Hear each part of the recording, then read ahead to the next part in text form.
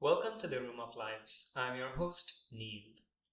Today we are joined by Sreya Majumdar, who is a PhD student of sociology and anthropology at the Indian Institute of Technology in Hyderabad and studies natural birthing practices and reproductive justice. I met Sreya while she was a Fulbright-Nehru doctoral fellow at the University of Texas at Austin. In this conversation, Sreya begins with the story of growing up in the foothills of India in a community of many cultures. She was always determined to follow her passions and challenged social norms to pursue athletics. At some point, she experienced an incident involving a friend's unwanted pregnancy, and this turned her interest towards the culture and taboos in India around sex, pregnancy, and birthing, which she has been researching ever since.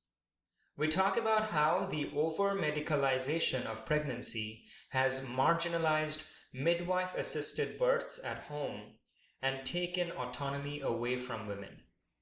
Is natural childbirth at home riskier than at the hospital? Does the pain of birth need to be dulled, or can it be seen as a beautiful and positive experience? Sreya shares her research on these topics, her experience of attending a live birth, and her vision for how she would like birthing practices to look in the future, including for herself.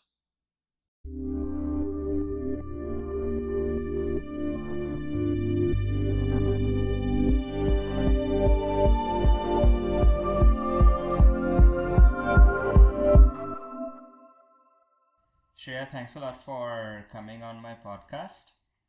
So the first question that I want to ask is basically a kind of,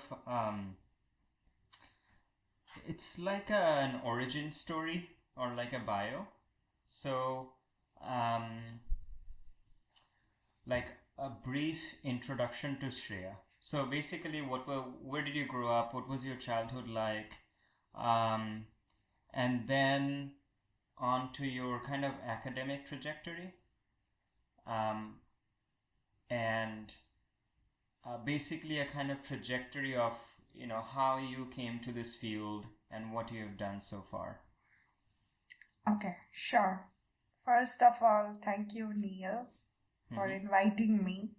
I'm sure it's going to be a nice conversation with you. Yeah, we'll see. Yeah, so I grew up in a small city, which wasn't a city earlier, it was a town in the eastern part of India, and north from, in West Bengal and north from Kolkata, like around 600 kilometers north from Kolkata.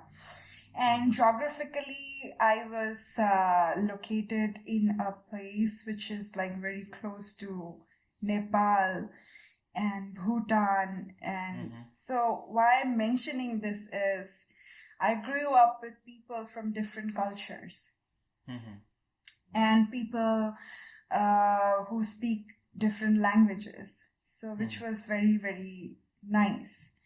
So my first couple of years, I grew up in Darjeeling. And then I moved to this little, small city called Siliguri, which is like almost in the valley. And this is a business hub, So after the partition, when Bangladesh became Bangladesh, East Pakistan. So this was the only, Siliguri is the corridor. It's called the chicken neck. It's the corridor to the northeast. And so lots of things happen here, like business-wise. So yeah, that way, again, a lot of multicultural mix here. And it's important in a way because India being so diverse, I keep telling people I met back in the US in Austin, many people who I got introduced to over the period of time that I stayed there.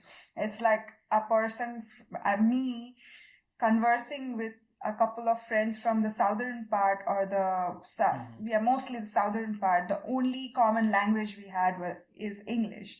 Like, if not for English, we probably would not be able to communicate, because that's how diverse the thing is. And with the food and everything, so diverse. Yeah, I've had to explain this to multiple people, that India is actually best thought of as a conglomeration of little countries. And when you go from one of these mini countries to another, there's culture that's changing, language is changing, customs are changing, food is changing, gods are changing, politics is changing, the way that people look is changing. So, yeah. I think most people outside India, well, especially in the US, don't really have a clear understanding that, there are so many languages spoken in India and so many different cultures. So, why I keep mentioning this everywhere is because this is how I saw my world from the start. This is how I saw everybody around me who, like, we got together in school, we did something specific, like, playing together, studying together, eating food together. But when we went back, we had different kinds of, like, we used to be at home talking different languages, eating different food, which does not happen in cities, which has majority of the people of a specific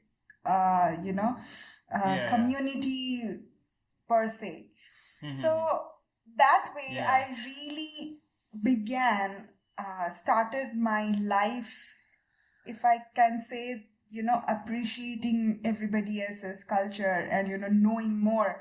Like, okay, what language do you speak at home? Oh, this means this. Oh, that's so interesting.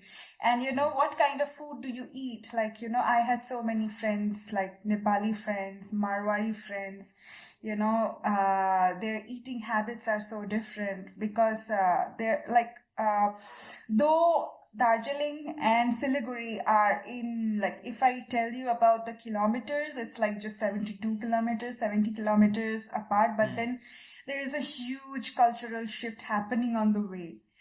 So just coming down from Darjeeling to Siliguri used to mean so much at that point. Now it has become more easier to just travel around. It wasn't so around 30 years ago. So yeah, that's where my appreciation for, knowing different cultures, knowing different, people began. So growing up, I was very much like, I belong from a Bengali family in India, and like being into cultural stuff, like, singing, art, cultural, as in like literature and art, is really appreciated around where I grew up. So I have been like every other parents, I have been more pushed towards, learning music, Indian classical music, and, go and do some painting and stuff. Though I really appreciate all of these things, because what can be better than music, But I never saw myself being a musician. I have always been inclined towards more outdoorsy, physical stuff. So I used to play a lot, and that grabbed my interest. So from the start, beginning from here, I was very, very specific about what I want. And I always knew exactly what I wanted. Do you have any siblings, by the way? I do have a sister. Oh, older sister? Younger, and she is like 6.5 years younger than me. Oh, okay. Yeah, I guessed wrong, because from whatever you've told me until now, this like, oh, I just want to do my own thing. I would expect that to be more of a younger sibling vibe, because that's what has happened in my life. My sister has basically done all the things kind of by the book, so that she has basically taken care of all the parental expectations of the kind of textbook things to do, And I feel like I don't have any expectations on me, so I can just like, I'm just gonna do whatever I want. Yeah. So I get that when you say, but then very, very surprisingly and very fortunately for me, I did have to struggle and making my parents and everybody understand that I want to do this. But then they have been like, after a point, they have been very accepting of whatever I want to do.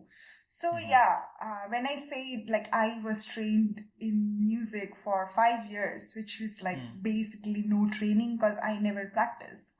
And I started like, because I wanted to do something and I was not allowed to do. And in Indian culture, Indian traditional way, a girl going out running in the fields is like something, okay, you don't generally do that. Not that they restricted me from doing it, but you don't try to excel in something like that. But then I remember, like, it took me 3 years to eventually convince them that, okay, I need to go and I need to go there. Like, it heals me. It makes me feel good. I know I feel better when I do that. I can put my everything into that thing, So that was sports for me. So the final convincing happened when I just went for a inter-school meet, and some God-sent man, he came to me and he's like, oh, you are good, so why don't you just contact me, I can train you and you can do better. So that's when everything started happening for me. So I went back, I won a couple of events that day. And there were other people, other relatives, and they were like, really, everybody was just happy to see me win all those. And they were like, if she really, and it's been 3 years that I'm trying to convince my parents to, just let me do what I want. And all this while I'm being trained in singing, but then I'm not totally into it because a rebellious side of me is working there. It's like, like you want me to sing, but you don't want me to do what I want to do. Okay, just let's not do anything. You want me to go, I will go, but then don't expect me to practice, that sort of a thing was playing. And eventually that happened. So I went ahead, I started training, and I got to know more about the Indian sports. So I was into athletics, sports situation, and you don't choose to be a sports person in India at least 30 years, like about 10, 15 years ago, because that never was a career option. That cannot be a career option. Like for people who are middle class or even lower middle class, they will always push you towards, getting more educated so that you can land with a decent job and, in quotes, government job back then. Things are changing. When I was a kid, sports was kind of seen as like a waste of time that could have been spent studying. So and then I go there and I get to know about this central government sponsored institution, which is called the Sports Authority of India.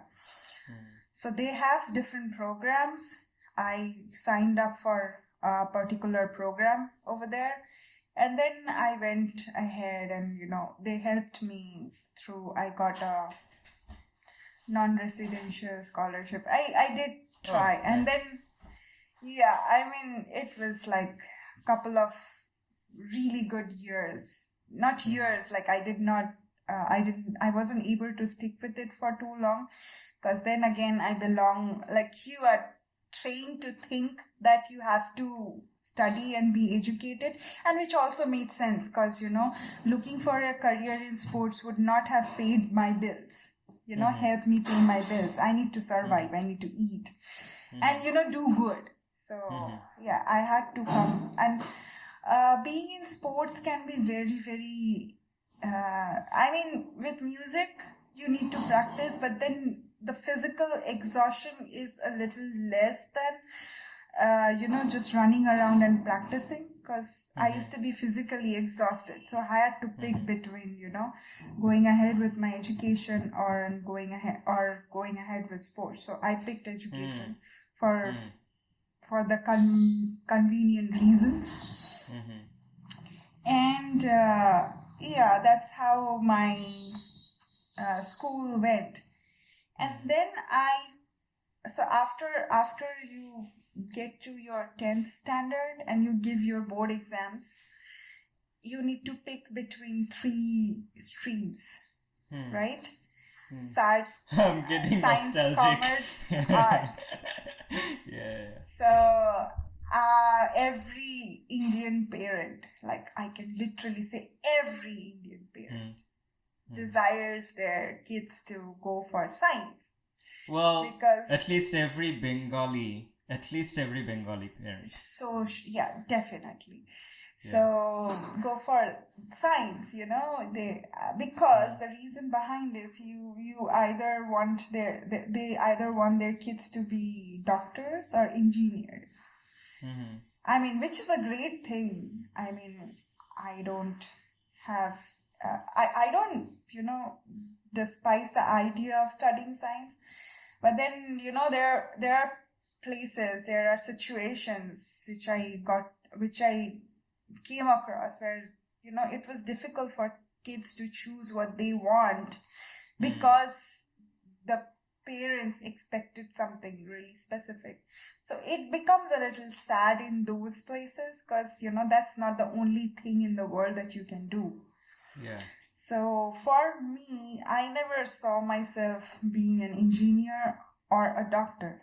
So I was asked by my parents that it will be better if you go for your science stream, at least for your 11th and 12th. And then, you can just do anything. I mean, which makes sense because if you go for humanities or social sciences, you cannot transfer to going into commerce and finance or studying physics, chemistry, maths. But then when you do physics, chemistry, maths, you can always change to doing... They're like, oh, now we know that your brain is top shelf. So you can do whatever other shelves. I don't know what is the logical sense behind it. Never tried to know. Maybe there is something, some reasons. But I was very... I told you, I always knew what I wanted exactly. So I told my father, like, see, no matter what, you won't see me being go to an engineering school, or I'm not trying for medical or being a doctor. So it's pointless for me to put all these efforts for 2-3 years and end up doing which I already know I want to do. So they were convinced. So my parents have been very supportive of whatever I wanted. It took me a little time every time to just make them understand what I mean by it. But then I had all the liberty to decide what I wanted and what I wanted to do. So I ended up taking, I was not a commerce fan at that point. Like, I know, like, you have to choose between 3 streams. And I was young. I did not know the world all that much. And I just knew what I wanted. I went for humanities, but I really liked mathematics. So I had humanities like, economics, geography, humanities and social sciences. Sorry, I just keep mentioning humanities, but then I had economics, geography, maths, history, and all those subjects. Like, I enjoyed my +2 a lot. So, but then that is a phrase rarely spoken. I know. But then maybe, I felt content in a way because I did what I wanted to do and what I wanted to read more. So, yeah. So going ahead from there, I somehow landed up in studying geography. And again, I had mathematics with that and, a bit of everything. And geography is like it has a very, not the position between humanities, social sciences, and sciences. Geography is just somewhere in the middle. You can't really position it in a way. But then when I was studying geography, I felt that maybe this is not exactly what I wanted. So, but then I realized with all these subdisciplines in a subject, like, now after growing up and doing everything, there is a multidisciplinary space where all these disciplines interact with each other, I barely had that idea at that point. So it was like a very distinct discipline, every subject is distinct. But there are so many overlaps everywhere. So did not realize that. So while, studying Yeah, that's things, kind of interesting that you say that, because completely in an unforeseen way, I have myself ended up in like some kind of like a weird interdisciplinary thing. Every next person who asks me what do, I tend to give them a different answer depending on, I look at their face, I'm like, okay, physics. And then I am asked by the next person, like, I study neuroscience. And the next person, I'm like, I study vision science. And then I'm like, I'll tell you psychology. And there was a time when I would not have guessed that there is even anything that you can study that you can pass off as all of these things. Exactly. Yeah. So we had this, very compartmentalized distinctions of subjects. But then when I was doing, even in our undergrads, we are introduced to different subdisciplines. But then people can't stop this, overlapping of things, right? So I came across social geography and political geography, which attracted my interest so much. And I'm like, okay, so if I am definitely going to go ahead and get a, continue with my education after my undergrads. So, but then now I know what I'm going to do exactly. So I'm like, okay, I am going to study cultures because, society, it used to really interest me from the start. So I went ahead and I decided, like, I tried to look around, like, what are the specific subjects which, would study things like this. So with my little knowledge and a brain of a 20-year-old, with my limited understanding of things, I got to know that psychology, sociology, and anthropology will help me understand these things better as, disciplines. So I go ahead and apply for all these universities, and eventually I got through a couple of them. Eventually I decide to go with anthropology because anthropology seemed to be like, it's my postgraduate degree, and anthropology seemed to be, have a little bit of a diversity in the way, because there is archaeological anthropology, which studies, prehistory, and you have physical anthropology, which studies the genetic bit and, genetic evolution of humans. You have linguistic anthropology, and you have cultural or social anthropology. So, I thought maybe, studying anthropology will give me, with this diverse space that it has, it will be interesting to, just go for something like that. And I ended up landing a master's in anthropology. But then while doing that, always culture interested me more. So it was social anthropology without even, any second thought. I always knew.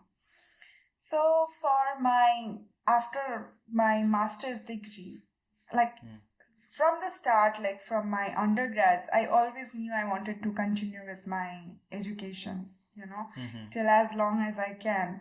but didn't really know if I could make it, if I will be able to do it, because I did have doubts with my ability or potential to continue with it, and also different other reasons, because it's a matter of time as well, right?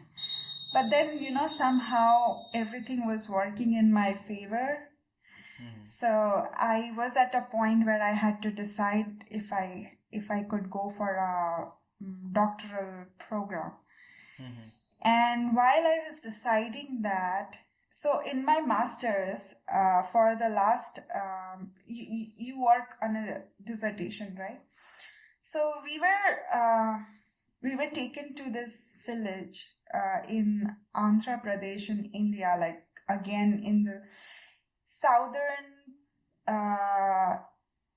southern part of the country, but more on the eastern side. And we end up in this tribal village where we stayed there for a month. And, they speak a language which I don't speak, but we have to collect data from there and interact with people. So that was one hell of an experience, like some place totally different, like with no comfort that we are used to. No sorts of, it's that includes even proper water. I had the first experience of going to a river and take a bath, and no toilets.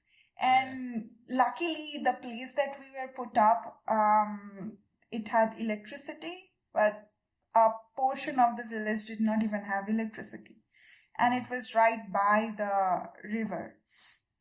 That was one hell of an experience, like an experience of a lifetime. Like, it changed the way I looked at things.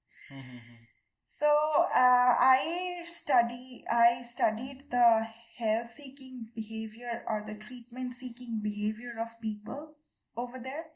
It was a short 1-month stay and a master's dissertation. And that's when I knew I wanted to do something related to health and medical anthropology. But then when I was in my master's, before this, field work happened, something happened which was there in my mind, but then, and then another experience adds, and later things adds up, and okay, this is where I should, I want to know more about this. So, I know, Neil, earlier I mentioned to you why, like, it's a very sensitive thing. I mentioned to you, I'll probably not exactly talk about it, but then I can just tell you what happened. I came across somebody who ended up having a pregnancy, and I don't know how to really put this because I don't want to really disclose a lot of things over here, but it's like she ended up in having an unwanted pregnancy, not very old, young girl, and she did take plan B, but then it did not work, and she ended up having a surgery because she has this ectopic pregnancy, which is where the fetus starts developing. It does not descend to the uterus, it starts developing in the fallopian tube.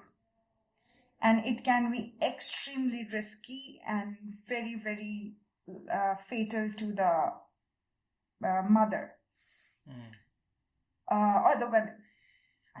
So that's what happened to her. And for some reason, for all the back and forth, especially because abortion is a stigma.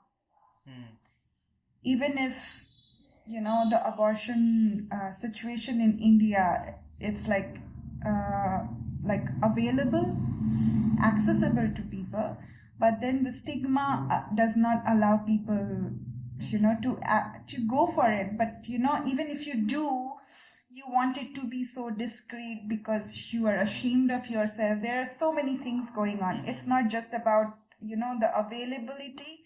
It's also so many other things, the emotional turmoil, and most importantly, the stigma again. So for different kinds of back and forth, she eventually had to go through a surgery. But then, so that was a event not only for her, but also for me. It just made me question tons of things. Tons of things. So that incident, and later on, doing this health-seeking behavior, field work, everything together, I grew this interest of, doing something in medical anthropology and specifically reproductive health. So I remember the first proposal that I tried to structure for my doctoral program. It was obviously on abortion. But then I started reading the literature and studying more about, things around it, things in sociology and anthropology, and with different, talking to different people. I eventually graduated to, change to, I wouldn't use the word change here. It's not appropriate.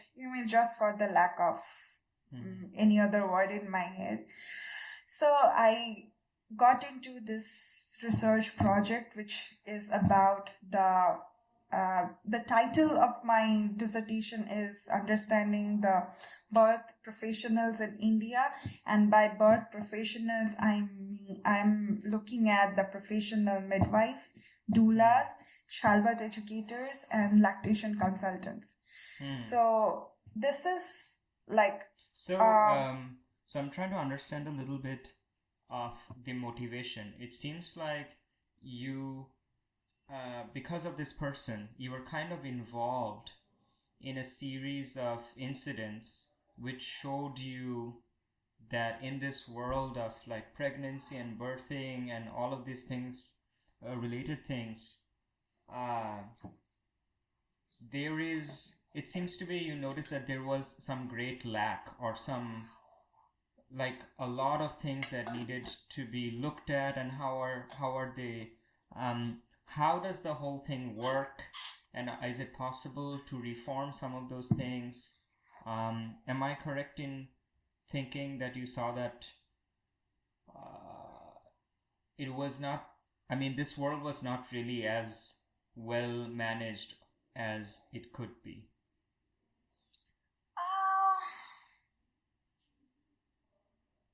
So, yeah, you're, to an extent, yes. Because, I was just, reading about the abortion laws and everything going on in the US, and very recently with the MTP Act in India being amended. I was just revisiting stuff, learning more about it. But then, it's like I was into conversation with different friends of mine, and they were telling about sex education in schools. So, sex education is about telling kids about practicing abstinence. Yeah, sex education in India is a joke. India and in the US as well, as far as I know. Or you can correct me if I'm wrong. At least they say something about it in the US. They say don't do it. In India, everyone goes around pretending like nobody knows what sex is. Point. And the people are just like kind of falling out of the sky. Exactly my point. So, abortion is a taboo. Sex is a bigger taboo. So, where I'm getting at is like, the stigma just does not pop up from somewhere, right? Yeah. when you can't talk about sex, an unmarried woman, having sex is not acceptable. Mm-hmm. So in spite of having everything else in place, if these women or if these girls cannot go up, somehow they landed in a situation where they have an unwanted pregnancy, how will they go ahead and tell the society that, I am pregnant because I had sex? But the thing is, you're not allowed to have sex. So they don't want to, it's not possible to, just go ahead and you're already in a turmoil, emotional, physical, different sorts of things already going on. You're cursing yourself. Like, you're cursing yourself for being in that situation. You're blaming yourself. And then there are everybody around you who is blaming you for, doing what you did. So you can understand the kind of pressure or the, situation that the girl is going through.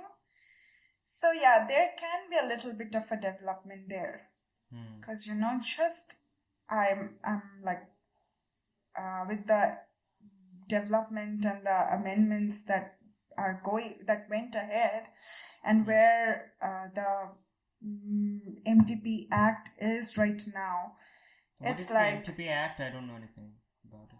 Okay, so the Medical Termination of Pregnancy Act, which was amended just some time ago, states that,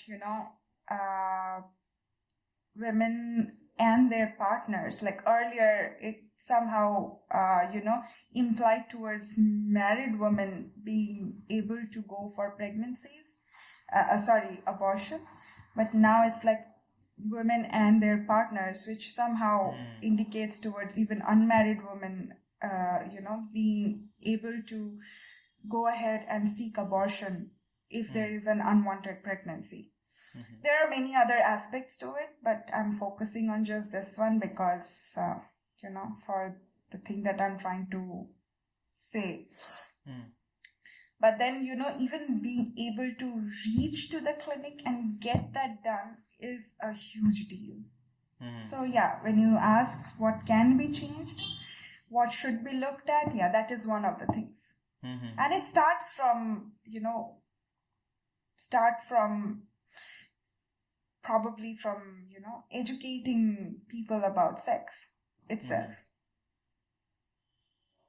Yeah. Okay, so this like actual real life experience got you really interested in studying sort of the social and cultural aspects surrounding sex and pregnancy and abortion in India. Yes. Right. So now let me ask you a little bit.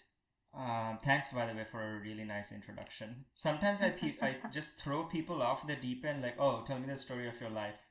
Oh. But that was pretty cool. And I can kind of see how having this very multicultural childhood is something that kept drawing you back towards studying culture and society. So the next question that I have for you is, what has your research in this field looked like? You're the first person studying something like this that I've ever spoken to. Okay. So what does research in this, how has research in this field looked like?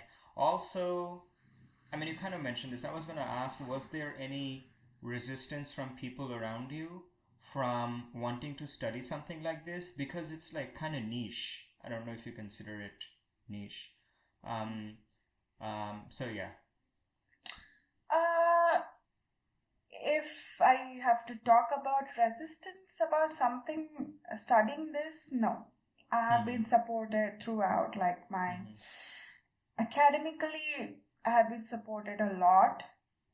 But then struggle was to, the birth professionals, again, the professional midwives, doulas, childbirth educators, and lactation consultants. They are very new if I'm allowed to say, very new in India, because even a decade ago, there wasn't professionals of such kind, who were providing the services that they are providing right now. Yeah, in the past, traditional midwifery was the traditional midwives used to support and help women give birth, but after the medicalization and India more being inclined toward the medicalization and hospitalization of birth, traditional midwifery has been put at a side. Yeah, I was actually reading your recent paper, 2021, in which you talked about going around and interviewing some of these birth professionals in some centers in India. And I actually really kind of liked the introduction and background part of the paper, where you kind of talk about this, like the medicalization of pregnancy and how Western medicine, with all these doctors and obstetricians or whatever, gynecologists, have basically taken over this whole pregnancy business and has kind of marginalized these more natural childbirth at home practices. And they have basically kind of become the authority and say, oh, all these diagnostic machines and everything, this is the source of authority for how a pregnancy should be. There has been tons of research on those areas, like tons, like extremely scholarly research work. So basically, birthing used to be a woman-centered issue. Woman issue, it is a woman-centered issue, but thing about the women. So a man never entered into anything that was related to birthing. And this was before the medicalization, before obstetricians taking care of the birthing. Medicalization of childbirth did help a lot in catering to the infant and maternal mortality in India. But then it's a different thing right now. So what changed is like from a woman's center, like a woman's work, to even men participating in it, and then being specialized in doing that. So that has been a change. There has been a change. And now going back to what were the struggles was, the struggle was to actually find enough people, because there are only handful of people right now, or at least when I did my field work, it was back in 2019, 18 end and 19. So, there were like very few handful of people in this space where they were providing services to women. So yeah, that was one of the struggles, and that was one reason I literally had to go around so many places in the country to collect data and do what I intended to do. So I guess this question just bubbled up in my mind, because I feel like it has been in the back of my mind, but I hadn't explicitly verbalized it to myself until now. So what I'm thinking about is, basically, as I hear all of these different things about the medicalization of pregnancy and doctors kind of taking charge of your pregnancy, and then all of these restrictions against abortion, to me, the kind of the common theme across all of this is taking away agency and autonomy from the woman about basically about birthing, which is like one of the most core things that a woman can do in her life, basically taking away her agency and autonomy. And what I wonder, I want to hear your thoughts about this, is how much of this is really about health versus it's some kind of a psychological strategy of patriarchy to remain in control. Like, giving birth to a human is one of the most powerful things. It's basically what keeps human beings going, the species. So that's a huge locus of power for the woman. So to take that away from them and basically to say that, well, we decide when you get pregnant, we decide how you get pregnant, we decide how the baby comes out, we decide whether or not you can terminate a pregnancy, is to take away a lot of that power. And even if it is happening under the guise of, oh, it's health and medicine and whatnot, or religion, a lot of the times it's religious reasons that you cannot have a pregnancy. I wonder if a lot of the roots of this comes down to men just want to have control, and they're kind of scared of giving away so much control and authority to women.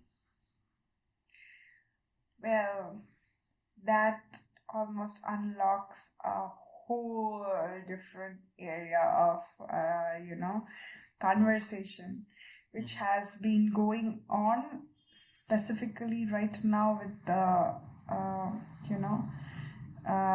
situation about abortion, about everything else. So, I don't know where exactly I want to start. Just give me a minute. Yeah.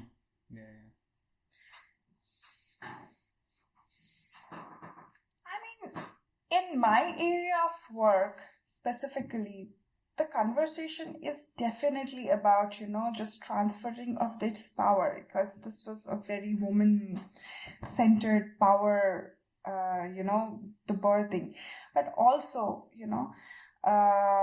like when I think about what it was, and it's also there a little bit in the article that I have, that birthing wasn't seen, like, I'll give you an example, like even in Bengali culture, like there was to be this Oshujkar, which they used to call like this post 11 days of birth, where the woman used to stay outside of the household, like, they were not allowed to enter the household. Birthing itself was considered polluting. The act of birthing was considered polluting.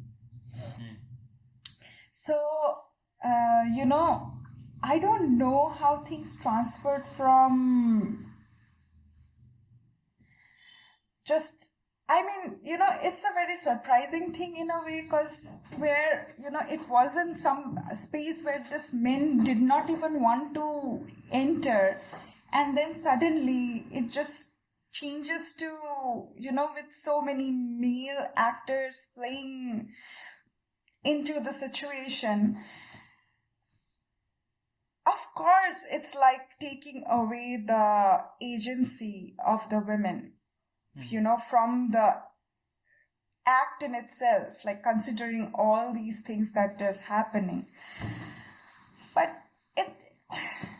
I don't know where to just point it out. Like, this just makes me reflect to one of these conversations that I was having with my friend earlier. It's so highly disturbing sometimes. Because I remember, I know I'm all over the place right now. I can just, bring things together for you. Because there were these questions of how men, how emotional it is for men to, how do men feel about abortions? Because it's an emotional thing for them too. So yes, I agree that, men participate in birthing in some way or the other. Yes, of course it is an emotional thing. But then the participation, fortunately, unfortunately, is not the same way as a woman does. So, just ripping someone off from the choices that they have is a more, I don't know how to explain this, it's more difficult for the person. Is it not better to have more choices? So in both talking about abortion and the research area I have, it's like, having access to the abortion clinics is an option. Okay. But you can always choose not to get to the abortion clinic. But what if you want to get an abortion? Where do you go? It's the same thing with this, this alternative way of birthing, All this while that you had was like, traditional midwifery was set aside. You're not, that's not an option given to women, because there are lots of things attached to it. You just have the option to go to an obstetrician. So and when you have the other sets of service providers, like the professional midwives, the doulas, helping through the process, you have options there. So you can choose what kind of a birth you need. So clearly the conversation, the main gist of this conversation is having that choice. Yeah. And by choice is a very tricky word, As you say, it's very interesting. So I don't know if I answered to your question or not, but then this is a whole different area of discussion.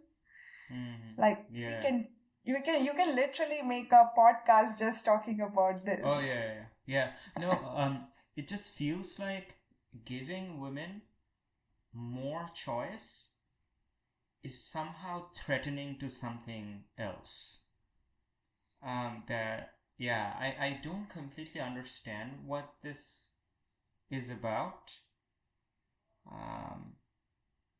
But I feel like having a way to control someone else's body is to basically have them under your kind of psychological control as well. Basically, when I'm talking about this, I'm trying to imagine in my mind a world in which women have the autonomy and control surrounding all things like pregnancy related. And at most, men come in as some kind of like a co-pilot or assistant or collaborator or whatever, but basically they're helping with whatever the women choose to do. And I think that world would, in some ways, really kind of topple some of these power structures that we see today. And it would have ripple effects of this power structure toppling that will spread out of just the practice of birthing and into a lot of things about how we see women and what kind of authority and power do we see women or men having, like, everywhere. So I feel like this topic of birthing and pregnancy, it's like a locus or kind of a hub, and where if things change there will be like a lot of ripple effects spreading throughout a lot of the other kind of social structures and assumptions that we carry around. So I don't know. I mean, yes. I couldn't agree more with you on this. It's like a very convenient way, but then the thing is again there. Like if you really want, things to. It just comes down to when you talk about autonomy and agency. You have to have choices available, because the trick is if you just cut down on the choice available, you can make person behave in a certain way, because there is no other option available to that person. But if you have choices there,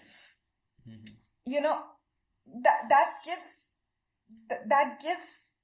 the people the agency to decide what they want for themselves, and no matter what, it's there for you. Yeah.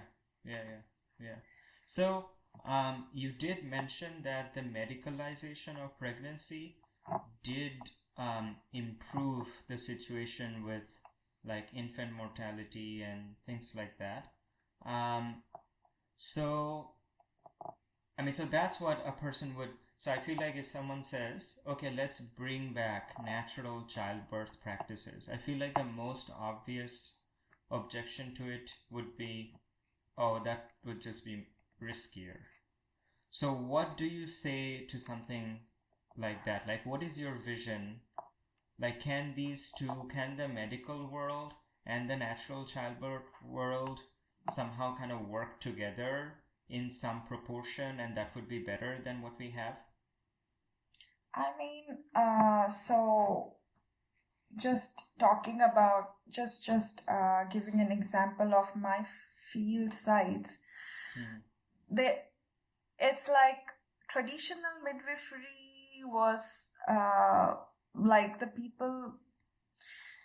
I mean, when I talk about professional midwifery and doulas, they actually support a huge extent support the natural birth movement, where the use of unnecessary medicine, if I can say the word unnecessary medication, and medicalization, like over medication, can also be equally harmful, right?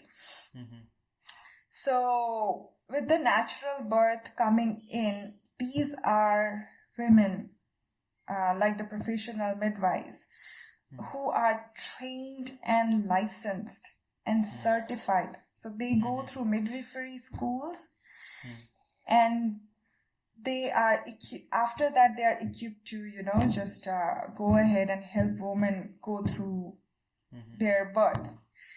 But birthing is as much a physiological phenomenon as eating your food. So you don't go to a hospital to eat food. So the thing is, why do you birthing can be very risky. Can be very, there are aspects to it which can be fatal sometimes. So there are low risk pregnancies and high risk pregnancies. But then, these women are trained in a certain way where they are able to take care of these births. So going through natural birth is not necessarily something which can be lethal or fatal to the birthing woman.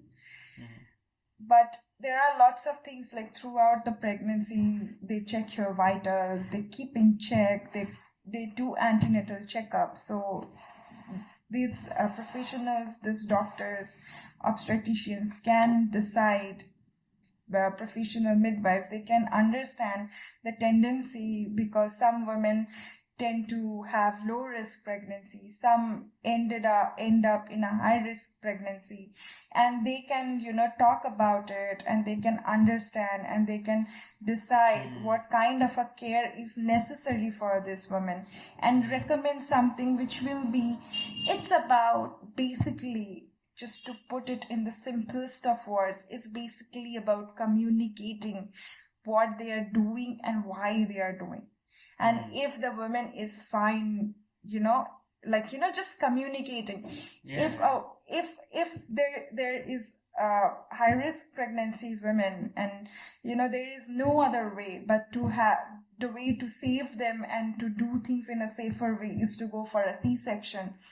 Communicating it with her, giving all the information, and getting her consent in doing it will make more sense than just put them into something without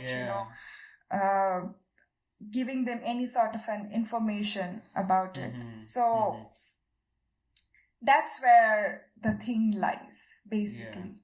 Yeah. So, there was this one sentence in your paper that I liked, where you were doing interviews with these women who were birth professionals in different birthing centers in India. And he said most of these women had become care providers because they wanted other women to have positive birth experiences, either because they themselves had beautiful home-based midwifery-assisted experiences or had undergone traumatic experiences of childbirth in hospitals. So there were several things that this made me think about. One is that, yeah, you don't really think of pregnancy and giving birth as a beautiful experience. Like, the picture of it in our minds is kind of a traumatic experience, and it's kind of like going in for surgery. No one talks about it as a beautiful experience. You go in there and this thing happens and oh my God, and then so I find it quite intriguing to consider the reimagination of the birthing practice that you were kind of talking about here. And I kind of wonder what it would look like. So if you look into the future, let's say you're just talking about India, how do you see a vision like this playing out? Like, do you feel optimistic that that this vision of natural childbirth, mediated mostly by women, is going to gain stronger and stronger foothold, and the medical world is going to play well, and it's going to foster or develop into something beautiful like this? Like, what is your vision for the future of this field? Neil, I'm so glad you noticed that, Mm-hmm. because it's usually not so much that just a woman tells you, oh, it was such a wonderful birth, I had such a great time. I did have a lot of my respondents, like a lot of birthing women, who said that I had a wonderful experience. Because just to remind you, when it's about birthing, it's attached to pain as well. So most of these women, when we think about birthing and pregnancy, the first thing that comes to our mind is the labor and the labor pain. And how can pain be amazing, So yeah, that's how it is. That's how these birthing women described their births to be. It was amazing. And it was wonderful. So yeah, births can be wonderful because they are giving you the testimony to having a wonderful birth. You got to believe them. They just experienced it. So yeah, going ahead from there, what I see is these two things can definitely coexist. And I see women, understanding, it's like understanding a new perspective, opening doors to something which people never thought before. So yeah, I see a lot of people, trying to find these options, because again, going back to the same thing I said, no matter you go for the thing or you do not go for the thing, we all like having options. So making people aware, like gradually, when people get to know more about this, that there are professionals out there who can, such kind of a birth is possible. So, home births, water births. So these are basically, they are also sometimes some sort of an exotic experience for a lot of people, which is really satisfying to them in different levels.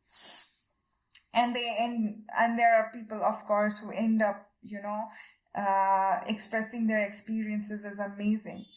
So I definitely see this hospital-based births and obstetric practice and, the other alternative choices of birth coexisting together.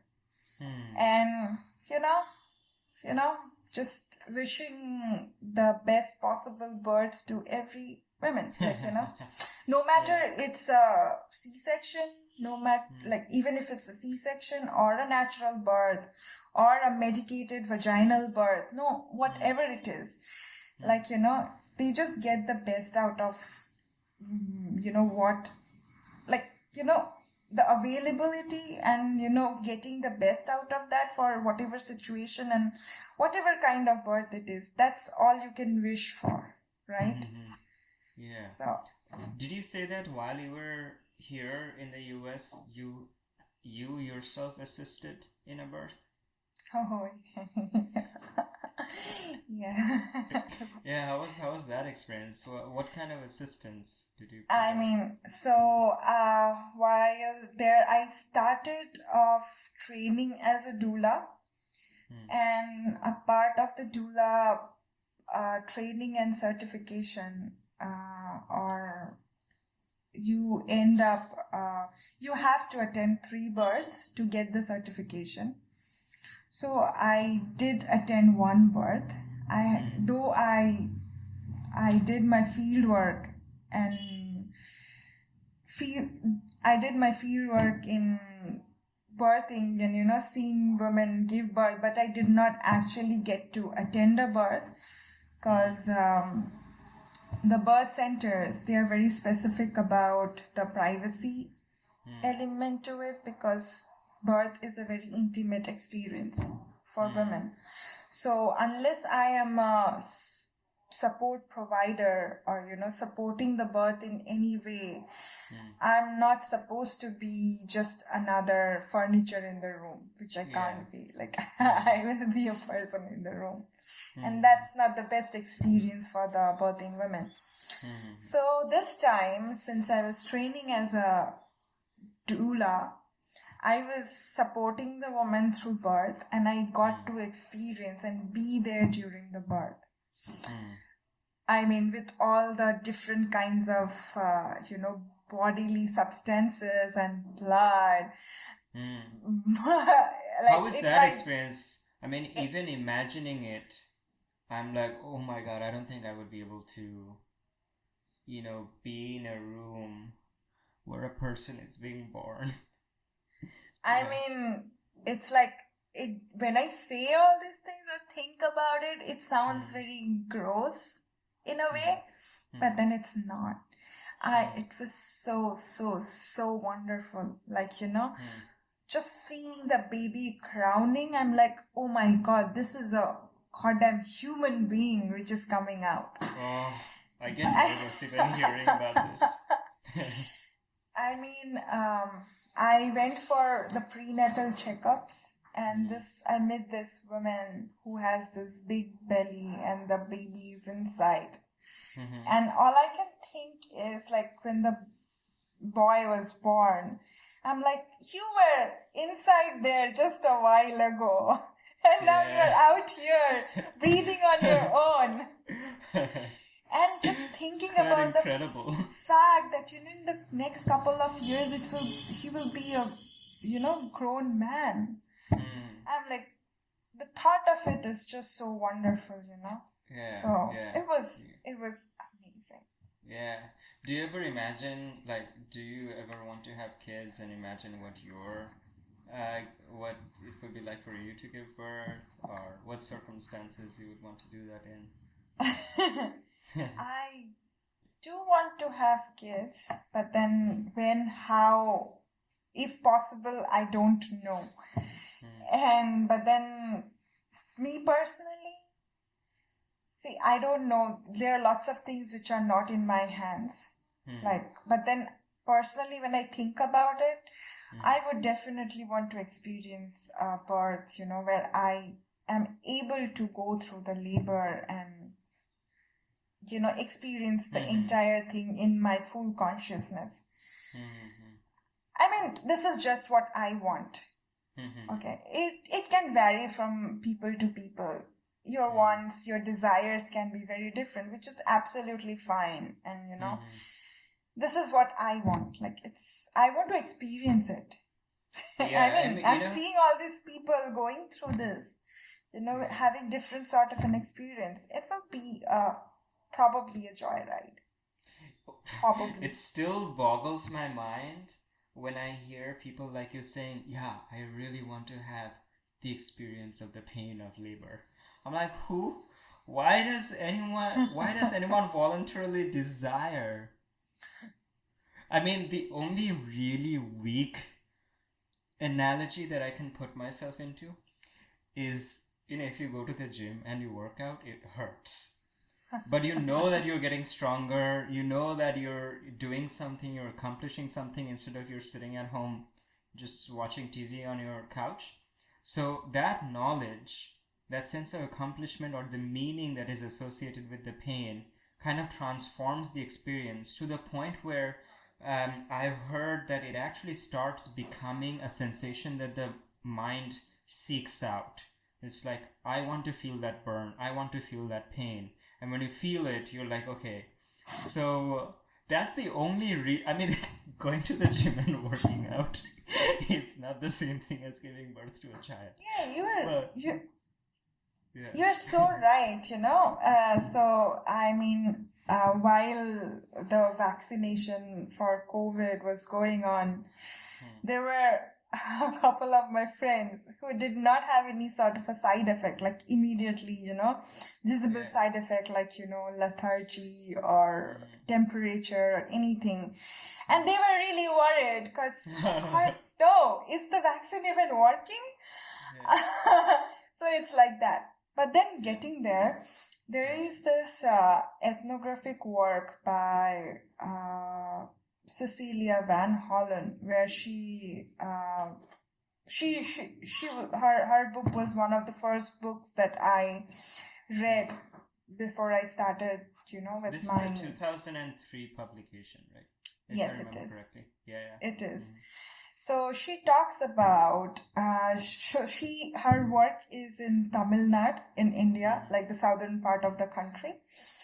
And where she goes, and a lot about pregnancy experience is about managing pain and talking about pain relief. People go through epidurals, pain medications to reduce the labor pain. So I've heard of something called birthing. Yeah. Is that to reduce pain? Yes. These are ways of, pain management.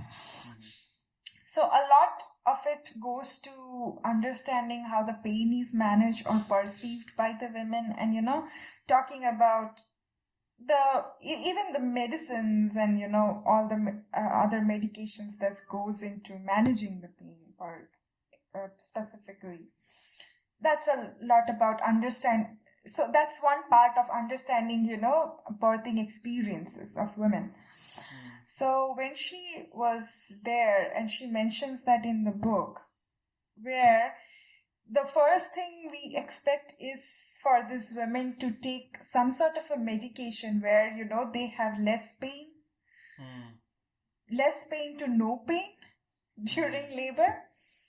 But she found out that these women were, requesting for oxytocin and pitocin, where these are medical inductions, where, so the labor basically, the natural labor basically takes its own good time, and it varies from woman to woman of how long the labor goes on. So when you take these medical inductions, it just paces up the labor. So it paces up the birthing process. So the pain basically describes. So what usually happens is when a woman gets into labor and gradually, slips into active labor, so through that point, through it, it's like you have contractions, and then a little bit of a gap, and then contractions. So when the contractions become more frequent and the time between the two contractions becomes more frequent, that's how you understand when a woman is in active labor.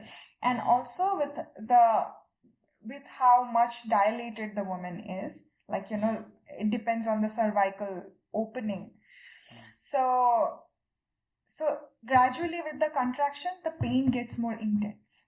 So with the medical induction, the pain becomes very intense and the contraction becomes very little.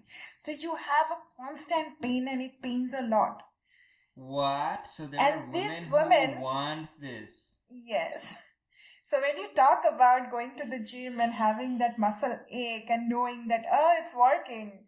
So that's how it is. Oh my God. Yeah, that's like going to the gym and wanting to, bash your head against the wall. No, I'm just kidding. Only that you know that's not going to help your body in any way. You probably don't want that pain, but rather want to go and do a little bit of, more bench press or squats. Yeah, well, okay. Yeah, I remember, so years ago with an ex-girlfriend, we were talking about, having kids or something like that. It's just funny to even think that we went so far in discussing that. And I was like, I don't think I need to have kids because I can't even imagine how painful this whole situation is going to be for you. So, yeah, there's definitely some kind of mental bridge or gulf there that I'm still on this side of. And then there are other people on the other side of it. Well, even when it comes to the idea of having kids, I'm on this side of the gulf. Like, I have no idea why anyone would have kids. But, yeah. I mean, now when you asked me that if you want to have kids, right now I would say yes. But actually, when it's about having them, I don't know how I'm going to react to it or how I'm going to feel about it. Yeah. So, cool. Yeah. So, is there anything else that you wanted to talk about before I ask you a concluding question? I don't have anything in specific that I want to talk about, but you can go ahead and ask me whatever. Yeah. So, what does the kind of immediate to long-term future look like for you? So you're still finishing, or you're still getting your PhD, and then sort of what do you want to do afterwards? What plans or dreams or visions of the future do you have at the moment? I mean, for in the long run, honestly, I don't know. We can never really specify. But then for my immediate future, I definitely want to continue with research because it's so interesting. Again, it's a joyride. Not always, but then overall it is. So yeah, I want to go ahead, after my doctoral degree, I would want to go for a postdoc after this. But then let's see what happens. So yeah, research is my aim because that's what I am trained in. And if I can do anything decent, like just me, I can do decently, that's the skill that I have been trying to develop all this while. So I would want to go ahead with that rather than just exploring something totally different. So yeah, that's my immediate future plan. But in the long run, who knows? I don't know. Yeah. Nice. Well, I can only hope that something that I like is that you kind of followed your interests. You had this kind of experience in real life, and that made you decide this is what I want to follow. It was a real life experience, and you followed your passion and your interests. And it's always nice for me to hear something like that, because that's also something that I try to do. So whenever I hear something like that, it's kind of like a validation or reinforcement that, okay, just see what's interesting in life and follow it, and don't be scared. And it's gonna be, if nothing else, it's gonna be fun. Yeah. So yeah, and thanks a lot for coming on my podcast. I hope this was a good conversation for you, even though this was kind of remote, but I know, could have been better, in person, always better in person. But then I'm so glad that we did this, Yeah. And thank you so much for this. Yeah. Sometimes, like, every day when I just sit for work and, do things, I don't think about from where I started or what I did earlier. Sometimes it's really nice to rethink of how things has been and the journey that we have, traveled to get here. Whatever sort of a journey it is. So thank you so much. Today, after a very long time, I revisited things. Nice. Yeah, absolutely. Thanks for joining us today in the Room of Lives. Take care until next time.